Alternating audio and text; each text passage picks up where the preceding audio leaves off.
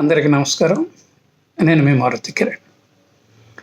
ఇవాళ మార్నింగ్ వాక్లో ఆలోచిస్తూ ఉన్నానండి. ఒక ఆలోచన మెదిలింది నాలో. అదేంటంటే మనుషులు ఎందుకు దూరం అయిపోతూ ఉంటారు అని. బహుశా మీకు అనిపించవచ్చు ఇది కూడా ఒక సబ్జెక్టేనా అని. కానీ ఓ గంట వాకింగ్లో నేను అలా ఆలోచిస్తూ పోతూ ఉంటే ఎన్నో కారణాలు నా దృష్టికి వచ్చాయండి. సో దీని మీద ఎందుకు వీడియో చేయకూడదు అని అనిపించింది. ఈ చిన్న కుటుంబాల నేపథ్యంలో ఈ ఒంటరి జీవితాలు పరిపాటు అయిపోతున్నాయండి. అంటే ఆలోచిస్తూ ఉంటే కారణాలు ఎన్నో ఉన్నాయి, కానీ నాకు ప్రముఖంగా ఒక కారణం మటుకు బలంగా తట్టిందండి. అదేంటంటే వినడం. దీన్నే మనం ఇంగ్లీష్లో లిజనింగ్ అని అంటాము. కాబట్టి మనుషులు ఎందుకు దూరం అయిపోతున్నారు అన్న దాని మీద ఓ 4-5 వీడియోలు చేద్దామని ఉంది. అందులో ప్రముఖమైన కారణంగా నేను ఈ లిజనింగ్ తీసుకుంటున్నాను అనమాట. అంటే ఈ చెబుతున్నప్పుడు మాట్లాడుతున్నప్పుడు మనం పూర్తిగా వినకపోవటం అనేది మన జీవితానికి గొడ్డలు పెట్టండి. ఆ మాటకు వస్తే జీవితంలో కన్ను తెరిచినప్పటి దగ్గర నుంచి కన్ను మూసేంత వరకు వినడం మన జీవితంలో ప్రముఖ పాత్ర వహిస్తున్నదండి. ఆ వినే స్థాయిని బట్టే మన జీవితం యొక్క నాణ్యత కూడాను ఉంటుందన్నమాట. అంటే నాకు ఇప్పుడు ఈ క్షణంలో ఏమనిపిస్తున్నది అంటే, బహుశా అందరూ కూడా వేసుకోవాల్సిన ప్రశ్న ఏమో, ఆ మాత్రం విన్నాం కాబట్టి మనం ఈ మాత్రం ఉన్నాము అని చెప్పేసి.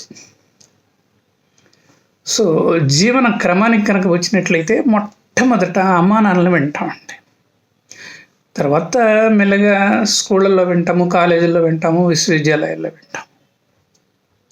అంటే దిక్కులు చూస్తుంటే టీచర్ అరుస్తుందేమోనని భయంతో కూడా వింటాం అన్నమాట.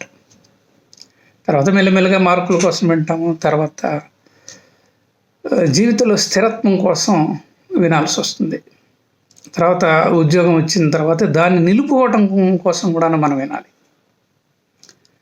ఆ తర్వాత మెల్లగా పెళ్లి చేసుకున్న తర్వాత జీవిత భాగస్వామిని అర్థం చేసుకోవటానికి కోసం వినాలి. మనం సంఘజీవి కాబట్టి సంఘాన్ని అర్థం చేసుకోవాలి. లేకపోతే సంఘంలో మనం బతకలేం, మనకు గుర్తింపు ఉండదు, మన మాట ఎవరు వినరు. కాబట్టి మనం సంఘాన్ని ముందు వినాలి అని చెప్పేసి వింటాం అన్నమాట. తర్వాత పిల్లలు పడతారు. భావి తరాలకి వాళ్ళు ప్రతీకలు కాబట్టి వాళ్ళని కూడాను మనం వినాలండి. విని మనకు తెలిసింది చెప్పాలన్నమాట. ఎప్పుడైతే పిల్లల అనుమాన నివృత్తి కనుక జరగదో వాళ్ళ జీవితం అంతా కూడాను ప్రశ్నార్థకంగా ఉంటుందండి. కాబట్టి మనం విని అర్థం చేసుకుని మన పిల్లల్ని విని చేతనైనంత వరకు మనం చెప్పాలండి. అయితే ఇక్కడ ఈ వినటంలో కూడా రకరకాలు ఉన్నాయండి.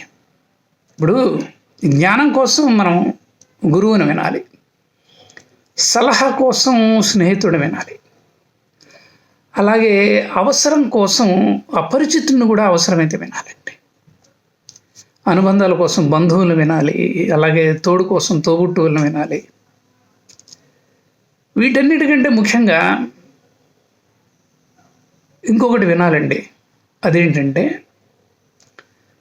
ట్రయల్ అండ్ ఎర్రర్ బేసిస్ మీద మన జీవితం నడుస్తూ ఉంటుంది. మరణించే వరకు తప్పొప్పుల్ని మనం బేరీజు వేసుకుంటూ ముందుకు పయనిస్తూ ఉంటాం. సో ఈ తప్పొప్పుల బేరీజు కోసం మనం అంతరాత్మ పిలుపు కూడా వినాలండి. ఇక్కడ కొటేషన్ ఉంది, అంతరాత్మ పిలుపు వింటున్న కొద్దీ మనిషి గొప్పవాడవుతూ ఉంటాడు అని చెప్పేసి. నేను ఇందాక చెప్పినట్టుగా వినే స్థాయిని బట్టే ఈనాటి మన స్థాయి ఉందండి. దగ్గర 10-12 ఏళ్ల క్రితం మా మారళ్ళ శ్రీరామకృష్ణ గారు ఒక సమావేశంని జరిపారనమాట. మమ్మల్ని అందరినీ రమ్మన్నారు. కాకపోతే వారు రావటం ఆలస్యమైంది. సో ఉన్న వాళ్ళలో పెద్ద ఆయన్ని మాట్లాడమన్నారు, మా అక్కడున్న నిర్వాహకులు అన్నమాట. సో ఆయన మాట్లాడటం మొదలుపెట్టాడు. పావు గంట అయింది, 20 నిమిషాలు అయింది, అరగంట అయింది, మాట్లాడుతూనే ఉన్నాడు.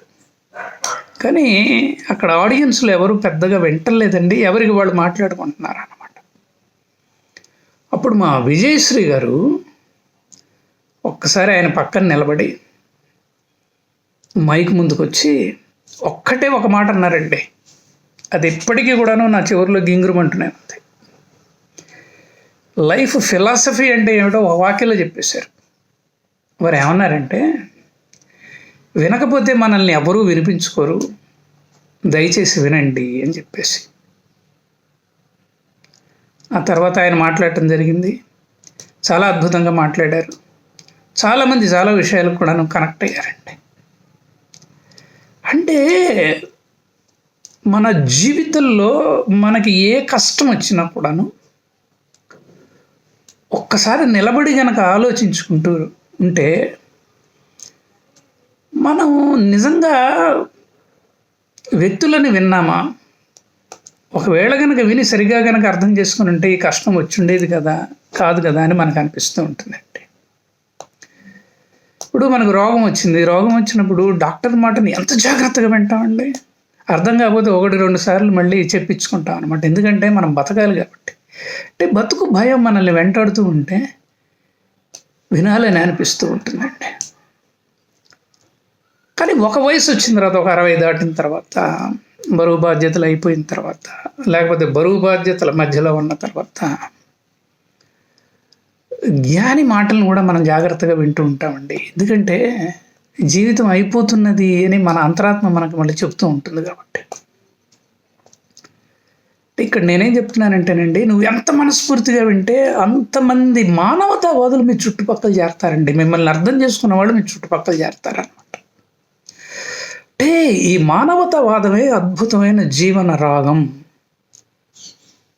మనల్ని అర్థం చేసుకునే మనుషులు మన చుట్టుపక్కల కనుక ఉంటే జీవితం చాలా అద్భుతంగా ఉంటుందండి. అందుకనే నేను సొంతగా రాసుకున్న వాక్యం అన్నమాట. అదేంటంటే మానవతావాదమే అద్భుతమైన జీవన రాగం అని చెప్పేసి. అప్పుడే మనం రాగద్వేషాలకు కూడాను అతీతంగా ఉంటామండి. మన జీవితం అతలాకుతలమవుతున్నది అని అంటే దానికి 2 కారణాలండి. ఒకటి రాగం, అంటే విపరీతమైన ప్రేమ, విపరీతమైన అభిమానం, స్థాయికి మించిన ప్రేమ అభిమానం. లేకపోతే ద్వేషం, వ్యక్తులను ద్వేషించడం. ఈ రెండింటి వల్ల మన జీవితం అతలాకుతలం అయిపోతూ ఉంటుందండి. సో ఎప్పుడైతే రాగద్వేషాలకు మనం అతీతంగా ఉన్నామో మన జీవితం అద్భుతంగా ఉంటుంది. ఈ అతీతంగా ఉండే స్థాయి ఎప్పుడు వస్తుంది అంటే మనలో జ్ఞాన సముపార్జన జరిగినప్పుడే వస్తుందండి. ఈ జ్ఞాన సముపార్జన ఎట్లా జరుగుతుంది అంటే సందేహ నివృత్తి జరిగినప్పుడు జరుగుతుంది, ప్రశ్న వేసినప్పుడు జరుగుతుంది. ప్రశ్న వేసాము అంటే సమాధానం కోసం మనం వినవలసిందే. ఒక్కొక్కసారి ప్రశ్న వేయకపోయినా కూడాను మనకి రకరకాల విషయాలు వినికిడి ద్వారా తెలుస్తూ ఉంటాయి. కాబట్టి జీవితంలో వినడం తప్ప వేరే మార్గం లేదండి. మన జీవితం యొక్క నాణ్యత మనం వినడంలోనే ఉంటుందండి. అంటే ఒకటి చూడండి, పిల్లలు ఏదో చెబుదామని వస్తారు. వాళ్ళకి ఎన్నో ప్రశ్నలు ఉంటాయి, అనుమానాలు ఉంటాయి. ఆతృతగా వచ్చినప్పుడు మనం వాళ్ళని దగ్గర కూర్చోబెట్టుకుని వాళ్ళకి ఇవ్వాల్సిన సమాధానాలు గనక ఇవ్వగలిగినట్లయితే వాళ్ళు సంతృప్తి చెందుతారు. నేను ఎప్పుడు అడిగినా ఏమి చెప్పడు మా నాన్న, లేకపోతే మా అమ్మ ఏం చెప్పదన్న ఒక భావన పిల్లల్లో వచ్చిందనుకోండి, వాళ్ళు మనకేం చెప్పరండి. అనుమానాలతో నిండిపోయి ఉంటుందన్నమాట వాళ్ళ బుర్రంతా కూడాను. వేరే వాళ్ళని అడగాలంటే భయం. ఎందుకంటే అమ్మా నాన్నలే పట్టించుకున్నప్పుడు వేరే వాళ్ళని ఏమడుగుతారండి. అందువలన వాళ్ళ జీవితం కూడాను అస్తవ్యస్తంగా తయారయ్యే అవకాశం ఉందండి. ఆలోచిస్తూ ఉంటే నాకు కూడా ఏమనిపించిందంటే, ఇన్ని వృద్ధాశ్రమాలు రావడానికి కూడాను కారణం ఏంటంటే పెద్దవాళ్ళు చెప్పింది మనం వినిపించుకోలేదండి. అట్లాగే పిల్లలు చెప్పింది కూడాను పెద్దవాళ్ళు వినలేదండి. ఎప్పుడైతే ఈ గ్యాప్ పెరిగిపోయిందో మమతానురాగాలు ఇవన్నీ కూడాను ఆవిరైపోయాయండి. అందువల్లనే వృద్ధాశ్రమాలు ఇన్ని వచ్చాయేమో అనిపిస్తున్నదండి. పోతే చివరిగా ఒక మాట అండి. ఒకసారి ఉపన్యాసంలో చాగంటి కోటేశ్వరరావు గారు ఒక మాట అన్నారు. ఏమన్నారంటే, జీవితంలో అన్ని కష్టాల్లోకెల్లా అతిపెద్ద కష్టం ఏంటంటే, నా కష్టం వచ్చింది అని అనుకున్నప్పుడు దాన్ని చెప్పుకోవడానికి ఎవరూ లేని పరిస్థితి అండి. ఒక్కొక్కసారి జీవితంలో ఒంటరిగా మిగిలిపోతాం. ఒక్కొక్కసారి పరిస్థితులు ఎట్లా వస్తాయంటే ఇంట్లో ఎవరు ఉండరు, పిల్లలు ఉండరు, భార్య ఉండదు, భర్త ఉండదు. ఏదో కష్టం వస్తుంది మానసికంగా. ఎవరితో పంచుకోవాలి? ఎవరితో పంచుకోలేని ఒక నిశ్శబ్ద వాతావరణం ఉందనుకోండి, అంతకు మించిన పెద్ద కష్టం ఏం లేదండి. ఇది చాగంటి కోటేశ్వరరావు గారు అన్నారు. నేను తరచు కూడా నా ఉపన్యాసాల్లో కూడా నేను చెప్తూ ఉంటాను అనమాట. కాబట్టి జీవితంలో వినడం అనేది చాలా ముఖ్యం అండి. Unless you listen, people won't listen you. thereby you will remain alone in your own life. మీ జీవితంలో మీరు ఒంటరిగా మిగిలిపోవాల్సిందే. అంటే ఒకటండి, ఇక్కడ వినటం మొదలయ్యే కొద్దీ మనలో ఉన్న చాలా సందేహాలు కూడా నివృత్తి అయిపోతాయి. సందేహాలు ఎప్పుడైతే నివృత్తి అయిపోయాయో మనలో జ్ఞానం పెరుగుతూ ఉంటుంది అనమాట. జ్ఞానం పెరిగే కొద్దీ మళ్ళీ మనం నిశ్శబ్దం అయిపోతూ ఉంటాం. అలా నిశ్శబ్దం అయిపోతున్నాము అంటే వినడానికి ఇష్టపడుతున్నామని అర్థం అనమాట. కాబట్టి జీవితంలో అద్భుతమైన ప్రక్రియ వినడం అండి. ఇదే మన ఉన్నతికి తార్కాణం అనమాట. సో ఇదండి నేను చెప్పాలనుకుంటున్నది. ఈ విషయం కనుక మీకు నచ్చినట్లయితే నాకు ఫోన్ చేసి చెప్పండి. నా ఫోన్ నెంబర్ 9491063089. ఇప్పుడే అప్లోడ్ చేసేస్తాను. మీరు సబ్స్క్రైబ్ కనుక చేసినట్లయితే ఇంతకుముందు చేసిన వీడియోలు వినొచ్చు, ఈ వీడియో వినొచ్చు, అలాగే రాబోయే వీడియోలు కూడా మీరు చూడొచ్చండి. సో ఇదండి వాళ్ళ విషయం. Thank you. విన్నందుకు థ్యాంక్ యూ.